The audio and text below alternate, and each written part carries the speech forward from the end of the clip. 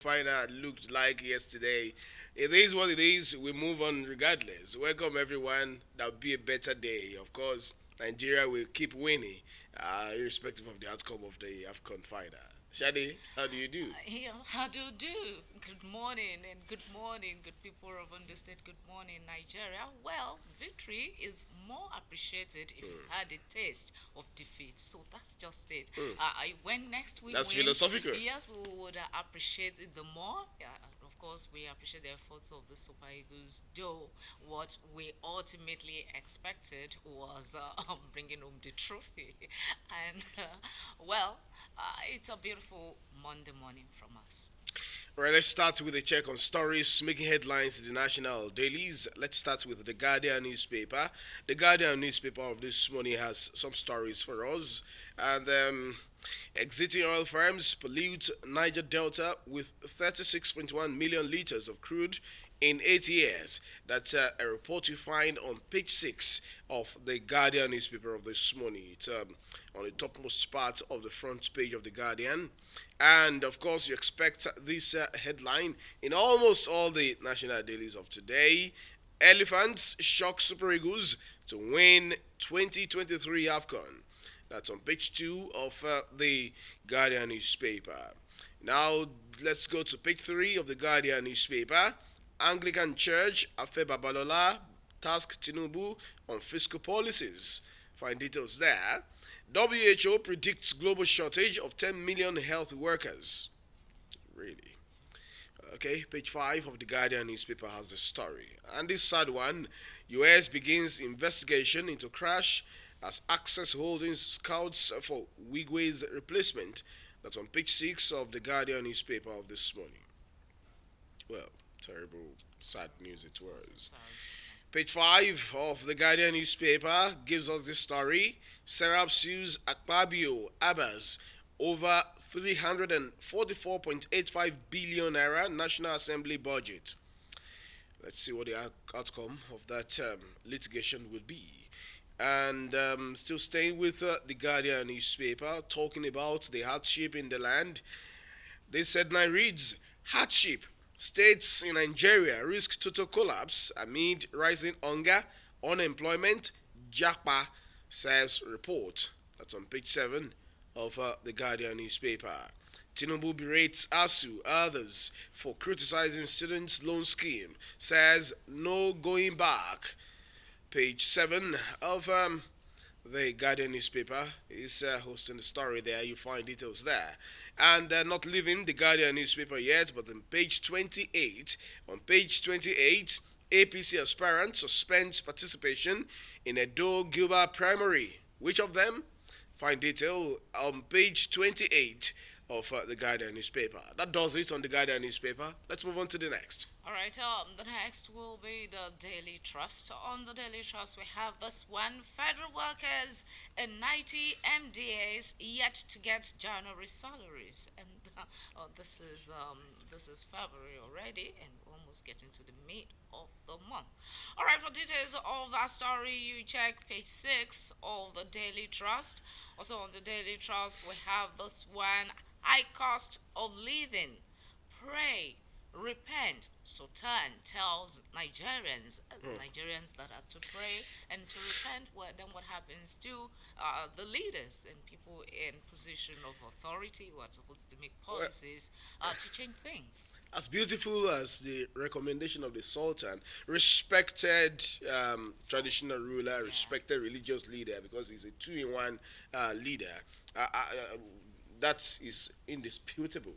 But I must say that as the Sultan is advising Nigerians to repent and to pray, he should also confidently, I beg your pardon, and courageously tell the top echelon of governance and politics to first repent and then also cut costs of governance and be sensitive to the plights of the average Nigerian so that we all will repent together, we all will pray together, we all will feel the same heat of the hardship, we all will feel how it is, and not that some people will stay in the coolness of their abode and then will tell Nigerians to keep sacrificing. You told Nigerians to sacrifice, that was what made the removal of subsidy to be acceptable to Nigerians. What has happened after that removal of subsidy? What has government been able to do to really do what seems to be the impossible all along?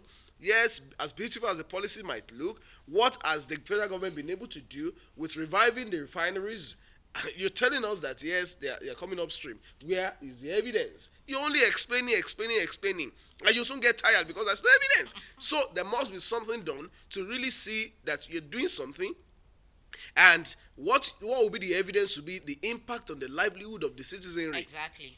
If a bag of rice is now going as high as 70 something thousand naira, and then if Gary, imagine Gary going as high as 1,000 plus, who does that? All right, we hope that the right things will be done. And moving on, Nigeria experiencing stalled per capita growth, poverty, food insecurity. That's coming from IMF. Alleged killing of graduates sparks protests in Kaduna community.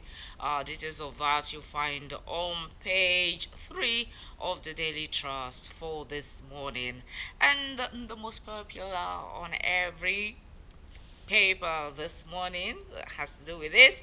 Cote d'Ivoire overpower Nigeria to lift AFCON 2023 trophy. Overpowered. Anyway, they are elephants now. So what do you expect? Elephants to the eagle? Were they not elephants? There are chances of overpowering Were they us. not elephants when we first met them and then overpowered them? Oh, well, the eagles didn't feed well. The eagle didn't feed well. Then we were anticipating that there's going to be elephant barbecue, and You see, but then there the elephant was- refused to fall. Yes, just trampled on the eagle. All right, let's move to the next. All right, still taking stories in the national dailies. Today, we move on to the Vanguard newspaper.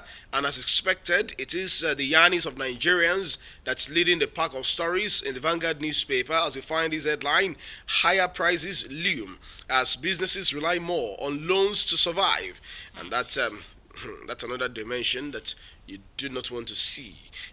Borrowing from banks rises 52%. 1.83 trillion naira. Interest payment rises 332.3%. That's to 589.62 billion naira. Of course, you want to see the economic indices and how things are really, the permutations are not in the favor of an average Nigerian. Check page 27 of the Vanguard newspaper of today, Monday, February 12th, 2024. And of course, you also find this story from the political arena. Edo Guba, Benin Chief, Ikimi, Senators, NLC Chairman, emerge PDP delegates, LP aspirants, form alliance to secure tickets. That's on page 11. And the entire woven nature of politics and labor unionism is getting more interesting, if you ask me. Page 11 of the Vanguard newspaper has a story. Just check there, you find details there. Nigeria needs spiritual help to solve challenges. That's coming from Adeboye. Okay. Okay.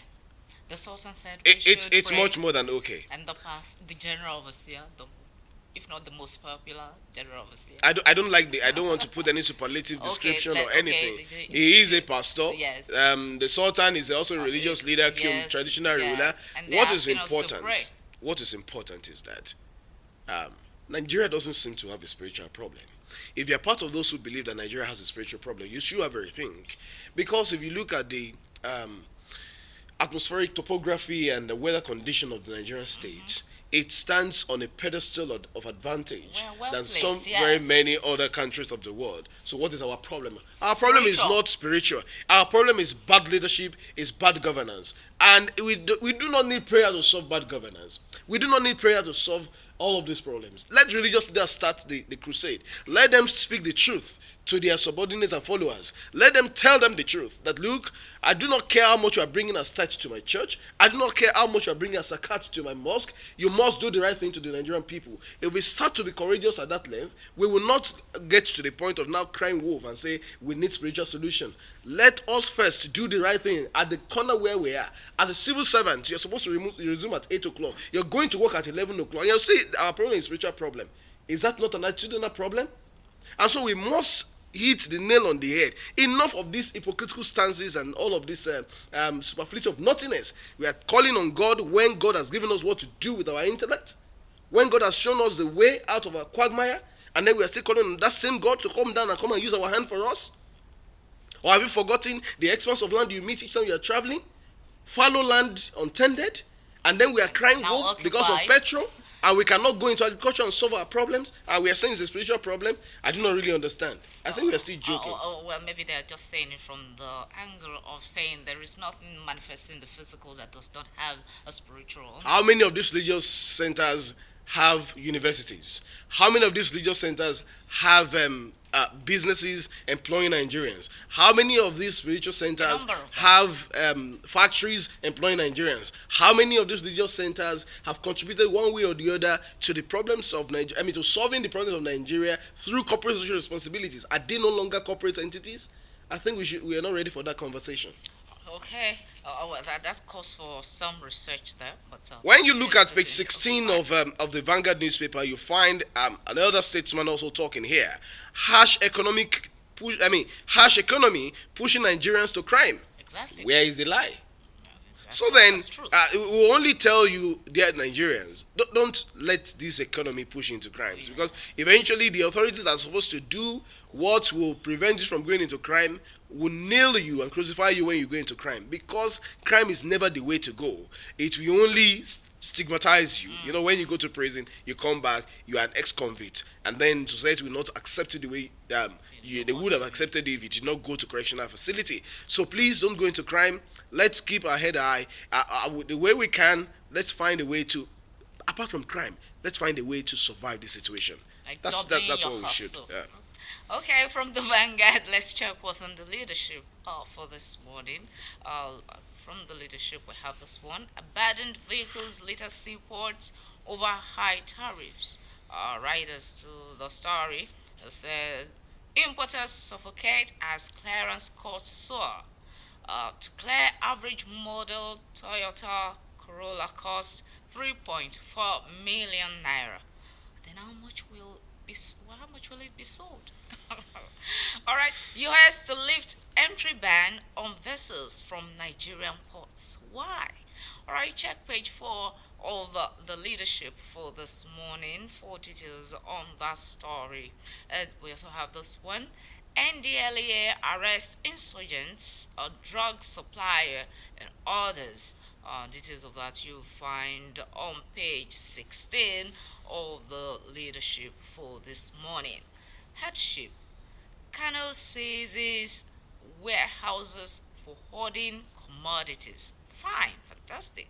Alright, for hoarding commodities, you see the details on page 24. I think this was last week we read when the government said they were going to go after people hoarding commodity, and now a scapegoat has been caught in Kano. Alright, still on the leadership, we have this one also. I will make Nigeria exporter of food, Tinubu says. Well, details of that on page 30 of the leadership for this morning. Reforms. Forex inflow surges by 66.7% to 2.2 billion naira. Alright, the details of that is on page 27 of the leadership for this morning. And we also have this one. Nigeria's challenges getting worse, says Adeboye. Find details on page 22 of the leadership for this morning. Finally, from the leadership, Cote d'Ivoire clinch third AFCON title, match Nigeria's record. What a pity. Well, for me, I do not see any pity there. I see a battle well fought. I see resilience. I see what you would term courageous onslaught, irrespective of the lukewarmness that now characterized the final. You would not want to nail the Super Eagles, You know, they gave it their because best. on a normal day, it was a hard fought battle from the beginning to the finals. At least getting to that final, you know that it was not a tea party. Congratulations, Super Eagles. um, Olympic is not to win but to participate, so they say. But then you have really been victorious from the beginning till the end, no matter what the outcome looked like. Some people were telling me this when they I could not just take dinner no no yesterday. just remember Right. Nigerians just switched code immediately after. They said then after all the truth is not even fine. It's not original. Yeah. We would do that Trust, wanted. trust Nigerians. I like that. Trust Nigerians. Catching our cruise.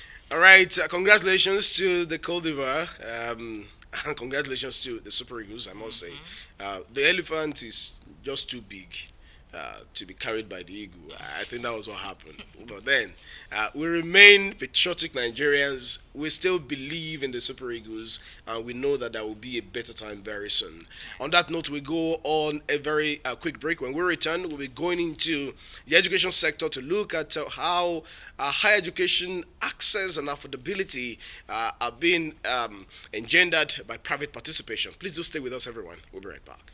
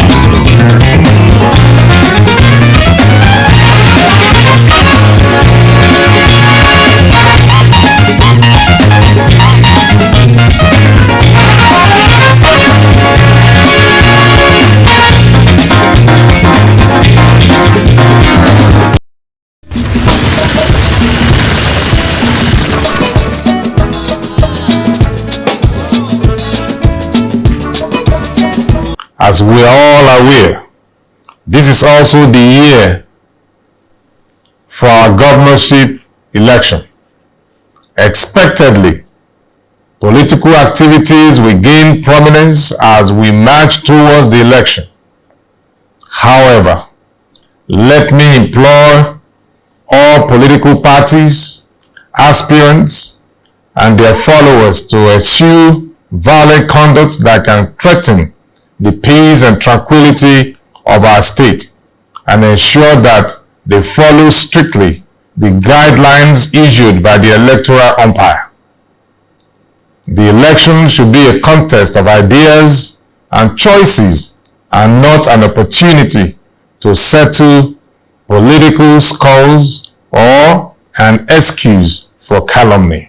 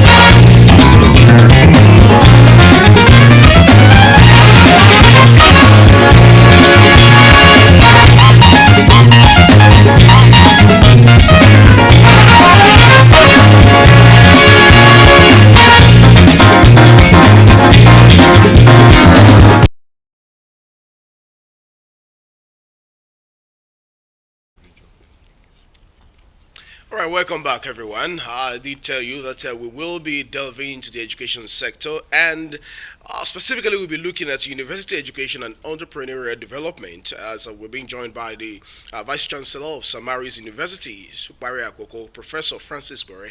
It's nice to have you join us on the game today. Thank you so much. I'm glad to be here.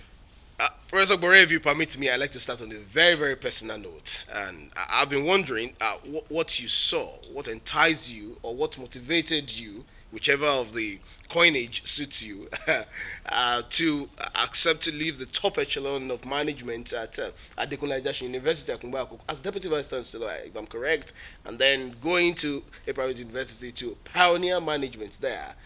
It seems to be a very tasking job, so I wonder why you took it. Thank you so much. Once again, good morning, viewers at home. Uh, so, one of the mandates of an educationist is to see how to impact on the society at any level one finds himself. I was a deputy vice chancellor academics at Adekunle University, but I concluded my term before being engaged by St. Mary's University. Okay. So it's like you said, a tough task which many professors will not want to go into, starting a new institution, but someone just have to deliver. And I thank God I was found appointable to do that job. And by the grace of God, we are on it and we are settling down very fast. Well, so far so good. What does Samaris have or possess to make it different from some establishments many have termed glorified secondary schools? In the name of universities, you find them here and there, and then many people will do assessment and say, look, this is at best a glorified secondary school. Yes, the first thing I would want to let our listeners know is St. Mary's University did start from any temporary structure.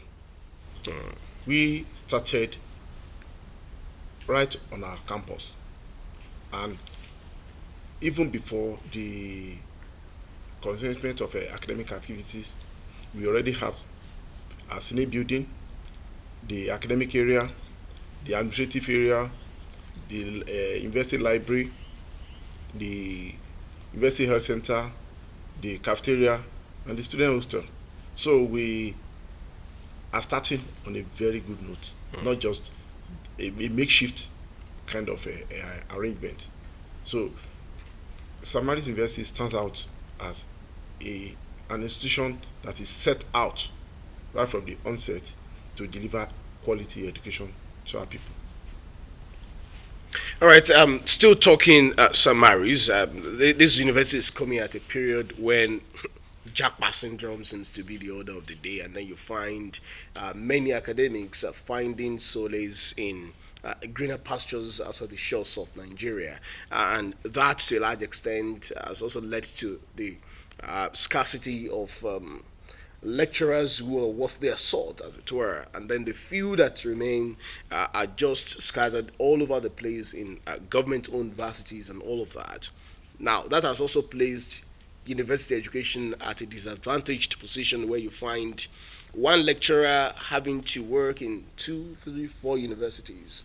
More often, you also find private universities having to rely on these public universities to borrow, as it were, their lecturers, perhaps as adjunct or part-time lecturers in those private universities. Isn't that the case with your university? No. Yes, just like you rightly pointed out, Japa syndrome. Japa syndrome is not just searching for greener pasture. It's more about getting fulfillment in what you are doing.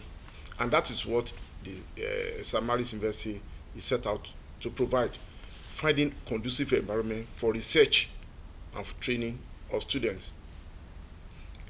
If academic staff should find a place where they can be fulfilled, because teaching is just a fraction of what an academic staff should do. Okay. Then secondly, as I speak with you, almost every day I receive requests from applications, even from outside the country, from people that want to join us.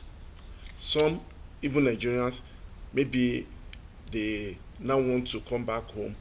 We have so many of them, and As lecturers?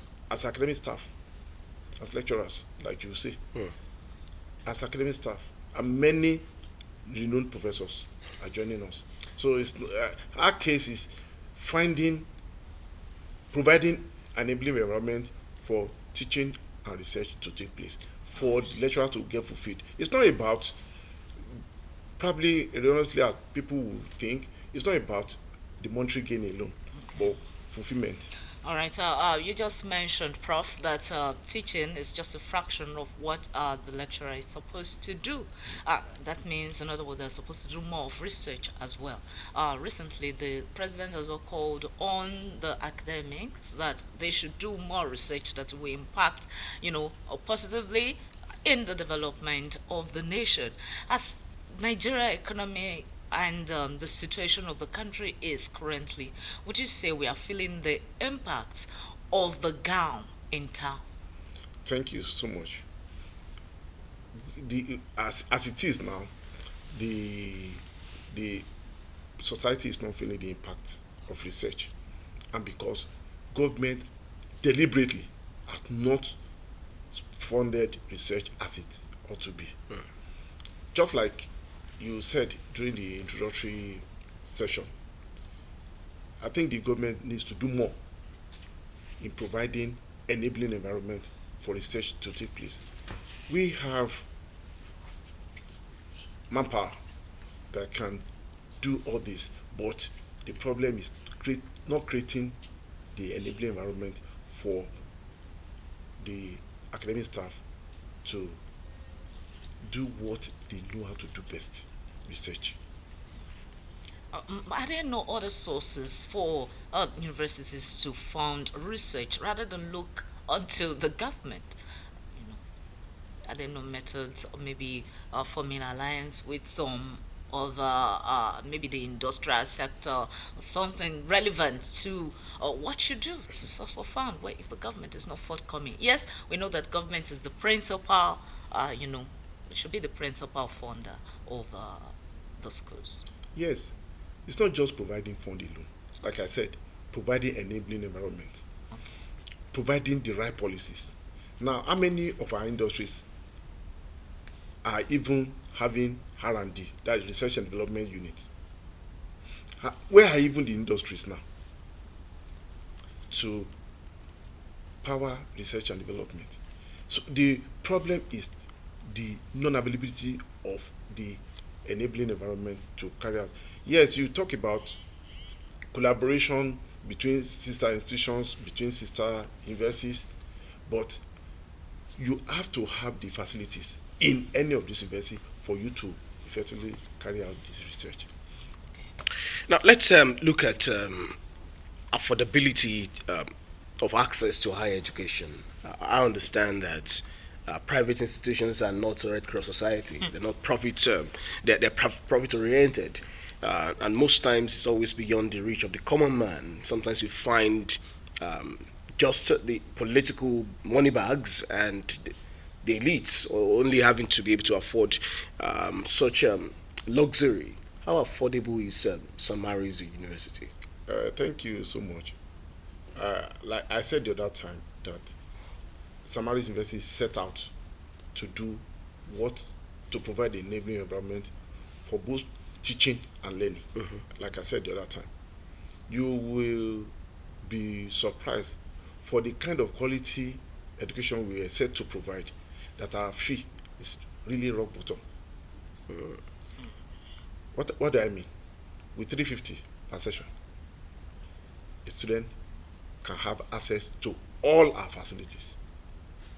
And it may also interest you to know, yes, private universities are not set up mainly, like you said, money bags for profit.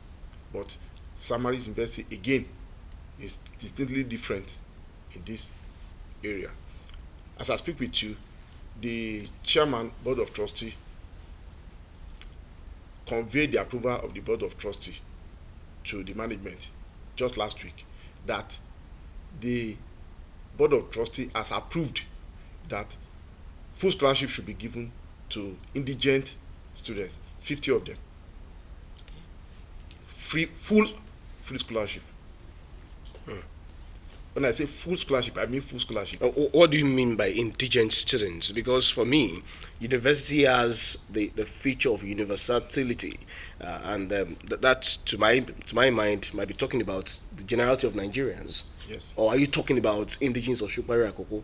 No, indigent students, you see, like you said, many people want to access tertiary institutions, especially in private institutions, but because of the prohibitive school fee, they may not want to. But now this is a provision to allow people that want to have quality education, that want to access quality education, even at private institutions, but for financial stance of their parents will not be able to do so. And he said by the time they are identified, 50 of them should be given full scholarship. And we also have some various degrees of scholarship too. Maybe 50%, exemption of tuition fee, depending on the financial base of the parents. Just a minute, Mr. Vice Chancellor, sir, going through the vision statement of your university, I see a clause that in addition to increasing access to university education so as to accommodate the large population of well-qualified candidates that cannot have places in existing Nigerian universities, that, to my mind, is opening the door to people who, perhaps for one reason or the other, could not afford or access existing universities. But while doing that, how well do you also ascertain the quality of students you are admitting? Or is it just once they can afford to pay, they are welcome? Thank you so much. We have regulating bodies through which we know students are qualified for one program or the other. We have for the O-level requirement, we have the NECO, the WAEC, and NAPTEP, and other examination bodies. Then we also have the Joint Admission and Matriculation Board that conducts entering exam into the institutions. And by their standards, how do you know a student is qualified? You set a minimum mark by which a student must score for the student to be admissible into any Nigerian university. And mind you, before these policies were made, a lot of things must have been put into consideration. And one of it is that if a student has the minimum entry requirement, 5 credits in relevant subjects, and minimum national score, then the student is qualified. Then again, like I said, we have crops of experienced professors. Okay. You see, I always tell people, for somebody to have maybe had a song 2 days earlier and is able to reproduce that song, then that means the person has something upstairs. It only needs to be developed, and that's the kind of environment St. Mary's University is providing. All right. The entrance point to university is something, and then the output as well is another thing. And Nigeria, particularly now, is faced with the issue of employment, urging the graduates to be self-reliant, have entrepreneurial skills, and all that. Is your institution, St. Mary's, doing anything in that direction so that your graduates wouldn't get to graduate and start seeking for jobs? Thank you. The major vision of education by St. Mary's University is to make our graduates, the output, like you said, to be self-reliant. Self-reliant is that we give them the required tertiary education that will make them to be able to identify an opportunity, and will say, okay, how do I create an opportunity? How do I initiate a particular business? to to solve the economic problem. Again, we are teaching our students how to be relevant, how to solve societal problems. Then with this, they don't need to be job seekers, but rather job providers for uh, for the society. Professor Borrell, let's go into the specifics. What are the courses currently being run by your university? Yeah, we have 13 departments currently with 18 programs. We have in School of Computing and Environmental Science. Okay. Then we also have a Faculty of Social and Management Sciences. Okay. And these courses are specifically tailored to solve societal problems. We have cyber security, we have information and communication technology. The hint thing now is information technology. Then to solve societal problems, we have computer science, we have architecture. The other one that people surveying and geoinformatics, you see, yeah, it's just not the normal survey. Okay. You see, to how to acquire information to solve other planning problems. We have urban and regional planning, and the major problem society is facing this period is unplanned settlements. That even when you have fire outbreak somewhere, for facilities or the machines to get to those places are always very difficult because of unplanned nature. So we have building, we have urban and regional planning. Then in social management sciences, we have economics, we have mass communication to provide. You see, and we have the 5 areas of mass communication: public relations and advertisement. This one you call PRAD.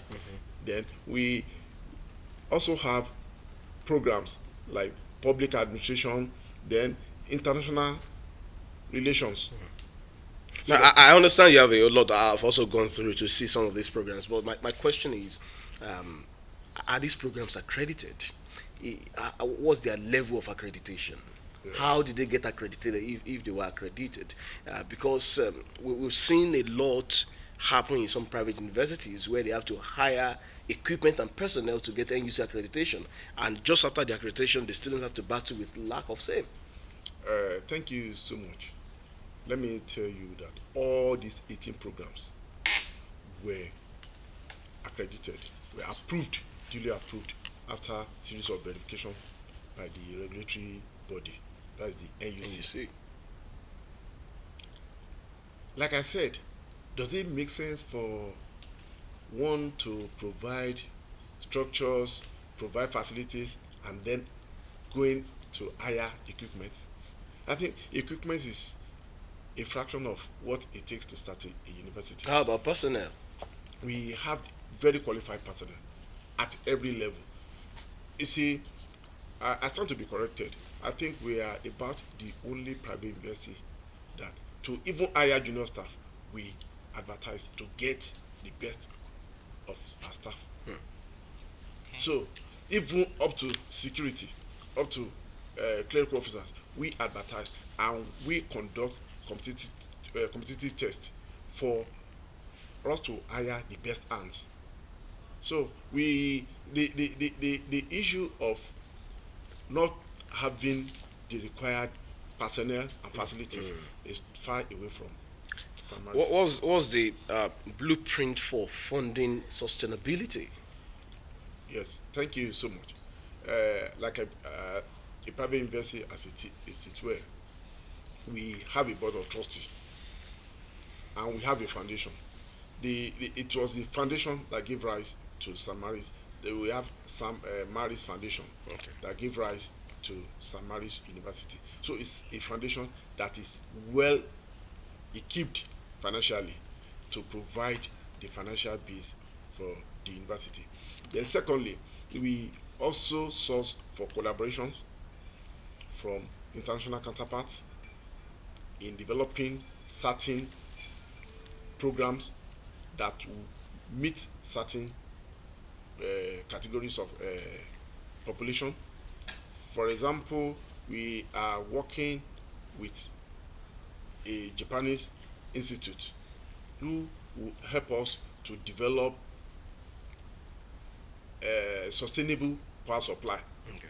Because you see, people crying, shouting, fossil fuel, increment in price.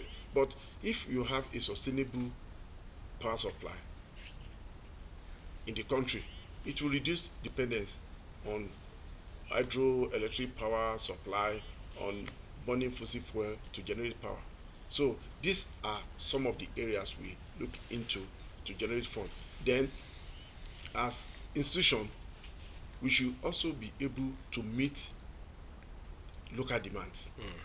And in the course of meeting local demands, we should also be able to bring in something at the end of the day.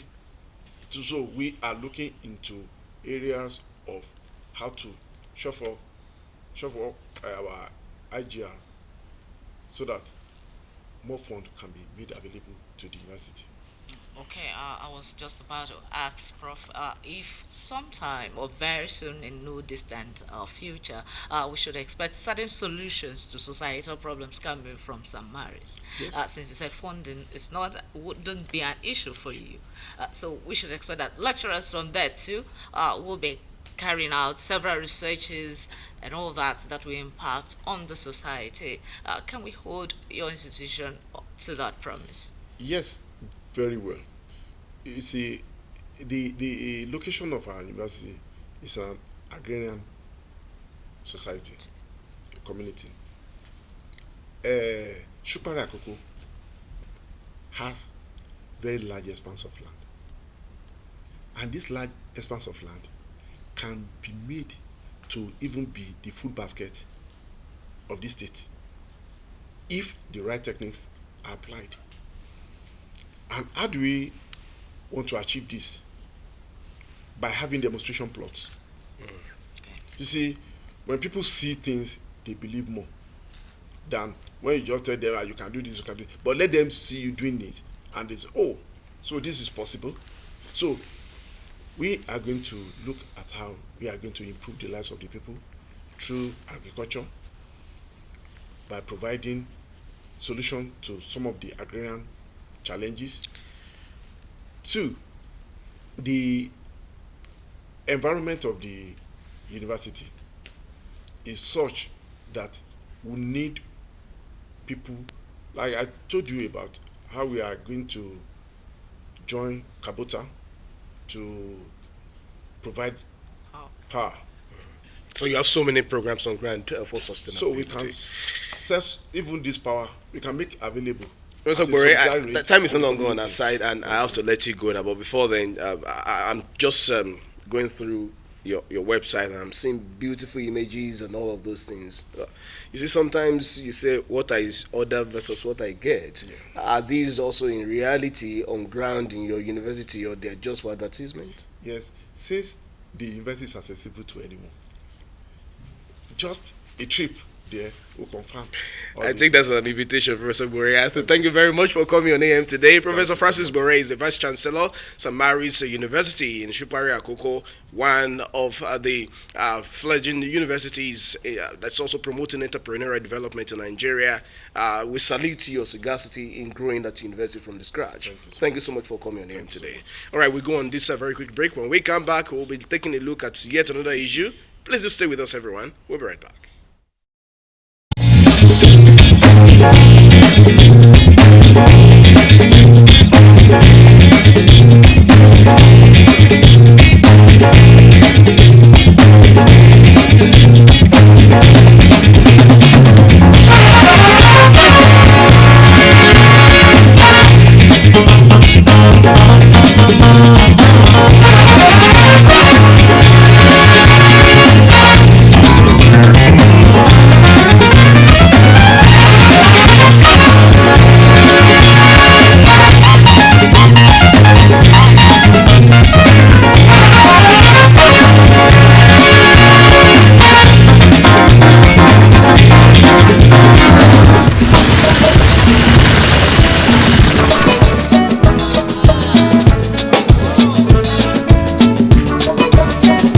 As we are all aware, this is also the year for our governorship election. Expectedly, political activities will gain prominence as we march towards the election. However, let me implore all political parties, aspirants, and their followers to eschew violent conduct that can threaten the peace and tranquility of our state, and ensure that they follow strictly the guidelines issued by the electoral umpire. The election should be a contest of ideas and choices, and not an opportunity to settle political scores or an excuse for calumny.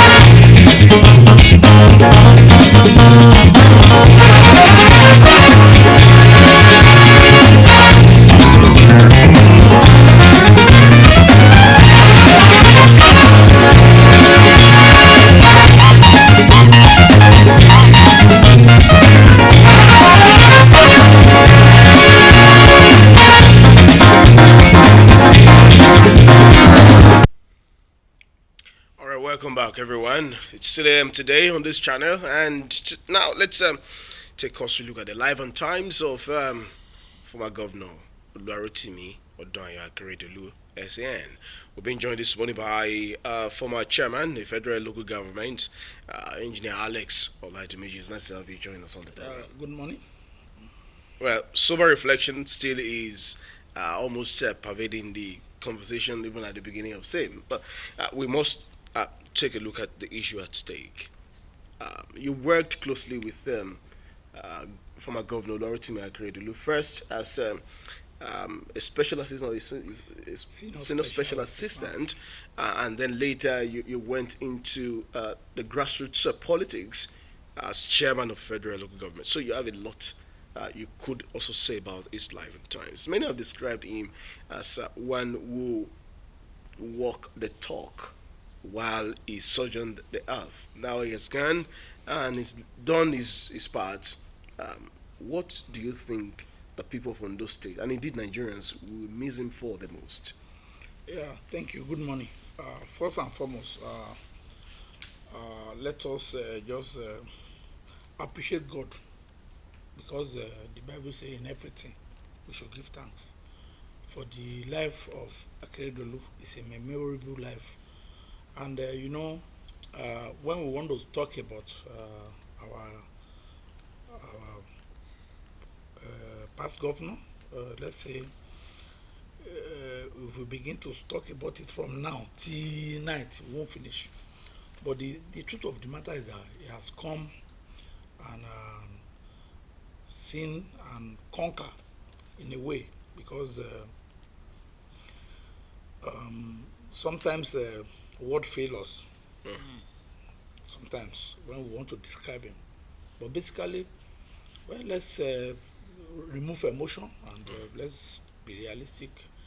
The man is a man of honor, and when you look at his approach to everything, you discover that it's a different being that God created differently. He's the only person I know that do something without care about the consequence. He follow his heart. I remember there was a time we were with him during that second time campaign, and one of us said, Okada, that he must return Okada to some union, that is when they can vote for him. He told the guy point blank in our presence that I am not going to do it. Let them not vote for me. Let them not vote for me. I'll become governor. Rarely will you see a politician that will talk like that. A politician will try to play a game to say, okay, I will talk to them. He told the man point blank, and that's the kind of Akeredolu, that's the kind of person Akeredolu is. He said it the way it is. It doesn't miss word. And we remember him for his boldness. And you can see during the issue of security challenges that we face in Southwest, you know, he more or less like challenged the federal government. And you know, like I said, all this thing is not normal for politicians to speak truth to power, because you know, then they were insinuating that the federal government doesn't like him, the people at the top, they didn't like him just because he was bold, and he's a man that people believe in, that when he say yes, his yes means yes 100%, and when he say I'm not going to do it unless you convince him. And one thing I observe about Akeredolu is not somebody like people used to see him that it's very hard. No, Akeredolu is not a hard person like that. When you can convince Akeredolu on something, even if he has changed his mind, if he has said no to something, if you can convince him that, oh God, this is, he will listen to you and change his mind. It's not somebody that will say, once I say no, it's no forever. No. If he say no to something and he has reason to listen to you, to know that he was convinced of what you are saying, he will change his mind. And we can see he has done a lot of things. He has appointed some people and later changed them. He has refused to appoint some people and later appointed them. So he's not a man that is rigid like that. He looks like somebody who is very hard, but he's a flexible man. He's a flexible man. I remember when I was working as an SSA to him, there was something happened, and you know, politicians play game. There was this investment that we are supposed to handle, and I discovered that some people are playing prank. I said, no, I'm not a politician. That was what I said then, that me, I'm not going to be part of this. And now I wrote a memo to him. Immediately he looked at the memo and said, you mean this is it? He just approved it and mean it to the person that doesn't want to work on it. And the person doesn't have choice. He has to do it. And I won't want to mention him, but what I did that day and what he approved that day is part of what we are talking about in Ondo State Investment. Yeah. And if he had been a rigid person, he will just look at it to say no. But he will listen with you when you convince him, and if he knows what you are saying is right. I will greatly miss him. Yeah, truly will greatly miss the late governor. He was a strong voice for true federalism, constitutionalism, human rights in the country. And in fact, the Southwest, it was a strong voice and a rallying point for solutions to issues in the Southwest. For instance, the issue of insecurity and the likes. Do you see anybody fitting into these shoes, sir? Yeah, thank you. You know, I believe one thing. God does not create us the same way. Just like our fingers. There is no way.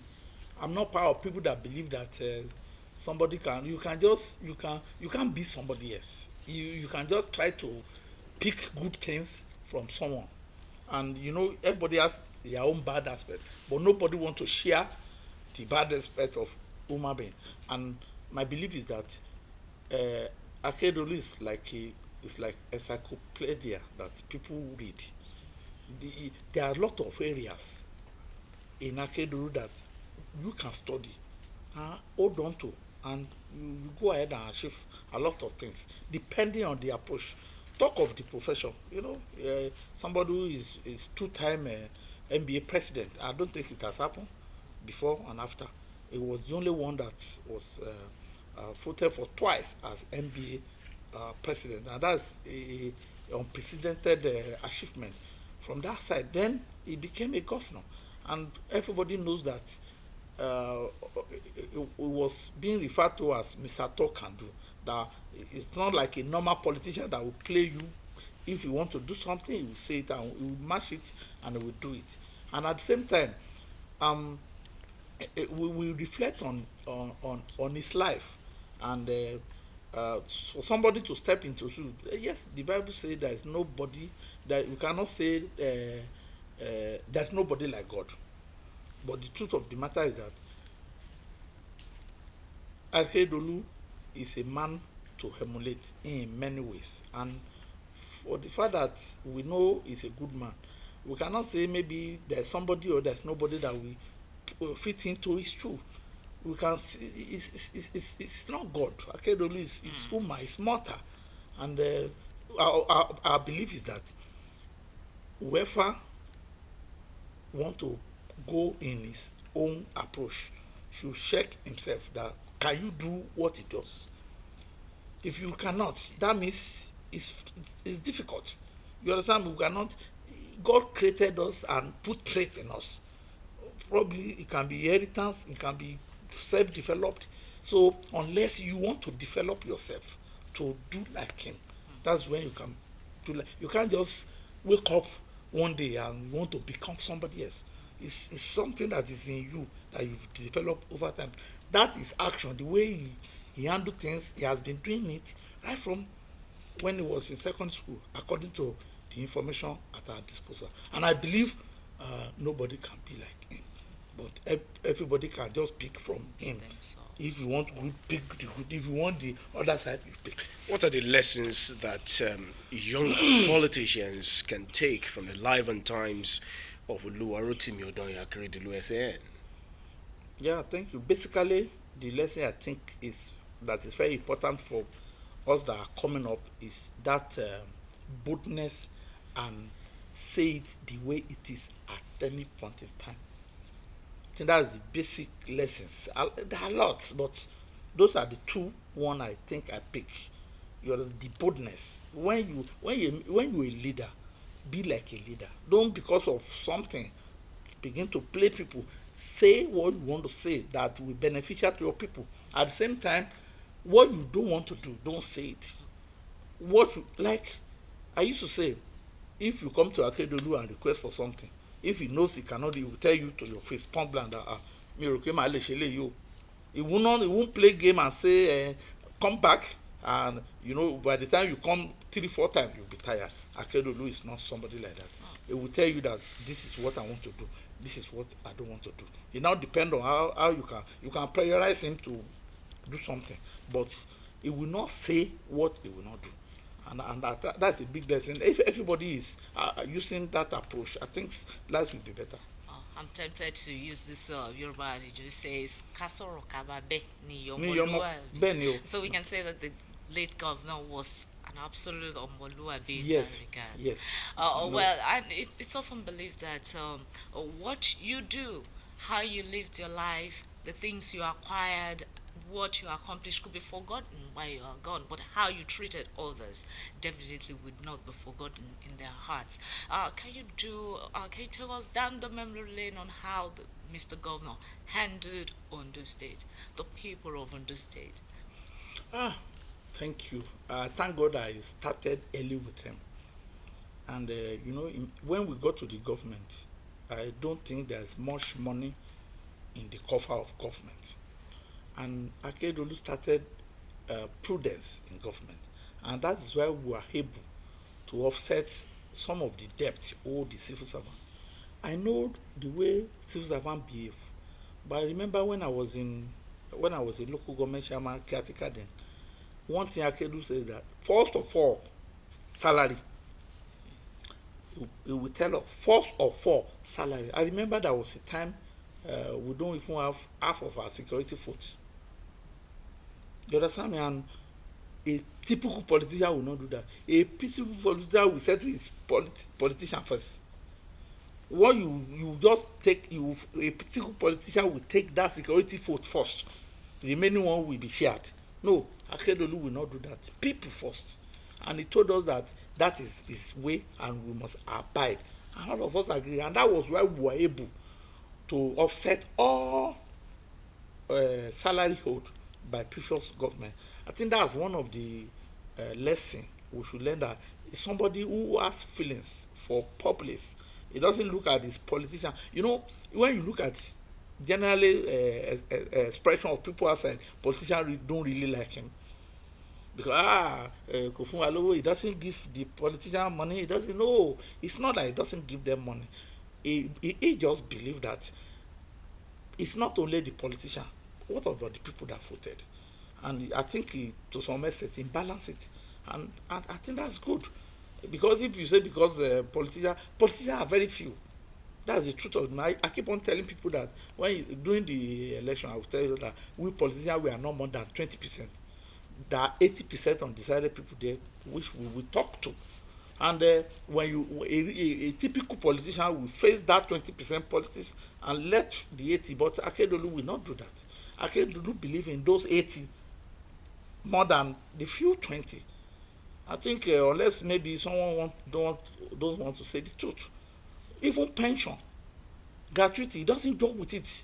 Sometimes he will say there was a time we made a proposal. You understand? We want to pay, we want to remove 2% from the salary. That 2% is a whole lot of money. For then in the local government, there was nothing. We want to take, we have done that, and we went in. He told us, it's like you are pushing problem. Your problem is there. It's better you pay the remaining one, manage it. We have to pay full salary. You understand me? Say that 2% is a problem. That let us solve it. Let's solve the problem first. And we agree with them. And that is the kind of person he is. And generally, I think Akeredolu is a man of honor and is a man who loves his people. Well, many people have also been talking about the way and manner Akeredolu was able to combine politics with a fight for human rights and religion. What was your experience with him like? What can you remember as far as his knack for religion, religious tolerance is concerned in Ondo State and Nigeria as a whole? Yeah, I think as far as I know, Akeredolu is a free man, and he doesn't discriminate. So if you're a Muslim, you will go to mosque and put the mosque, those are far cap, and pray with them. If the traditional came, he will attend to them, and he's a chancellor in Anglican Church. So I think the position Akeredolu hold, and I think he did well to relate with everybody, and even in the social life, you cannot find him wanting. I remember there was a time Wole Soyinka came to Ondo State. When they invited Pastor Lanke, and Akeredolu picked the mic and started singing, and everybody was happy. And when they put it out, some people were condemning him, while some people were saying, no, he's a real man, that doesn't matter because he's a governor, he cannot socialize. And generally, any area of life, Akeredolu is bubbling.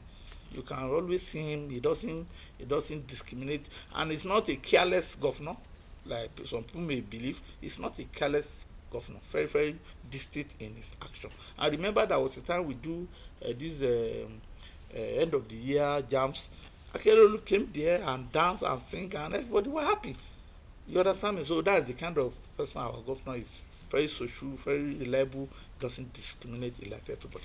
As sincerely understood people will remember the governor for the snipers from singing to his fun ways in public gatherings, especially when it's fun time. Yes, he sang quite a number of songs that are trending online and all that. But then let's bring it down a little. What are those landmark achievements that you think are legacies that would keep talking for him in Ondo State, for generations to come? Yeah, first of all is this our airport. I remember when we came in that time, the airport was not running. Maybe once in 3 months, private jet will come there, and he did something that wasn't open to everybody then. I think he did that through our office then, Ondo State Development and Investment Promotion Agency then. I was a director there then. What he did was to, then naturally the governor would want to run private jet when he want to travel. I can look at it and say no, this is like waste. Now brought airpiece. Then the government was subsidizing for people at initial stage, close to a year. The government was subsidizing. Then we fly for 15K, but the actual price was like 25-30K that time. So we had a MOU. Then people will begin to fly. People begin to join the flight until everything's stable. Later, the government has to answer off from the subsidy, and that is why you see the airport running today. I think that was the first let me say first intervention, and that one is there. We can't remove it. That's one. The second one is this security. I remember when Akeredolu came in that time, everybody to even drive between Ondo and Ore became an issue. You understand me? And people, a lot of, but after the establishment of Amotekun, all those things reduced drastically, and we can see that before the death of our governor, I think nobody talk about serious security challenges like it used to be. Maybe one or few incidents that happen, and I think basically those two, the security and that airport, is something we cannot forget very soon. All right, let me just ask this one on a lighter note before Sunday asks this question. What is that favorite quote you would remember from the late governor? Or what's that very memorable thing that, about him that when you remember you just kind of smile, or it gives you some kind of having a deeper thought? The governor used to say, nothing will happen. Nothing will happen. We are not in this life. Nothing will happen. Go and do it. Go and do it. And he so believes in himself that if he's convinced on something, he doesn't care about what you feel. He will tell you nothing will happen. And there was a time somebody approached him that okay, second time is not. He said, governor back home. Doesn't matter. So those are the things that give us joy, that it does not because of something, don't say the truth. You say it the way it is.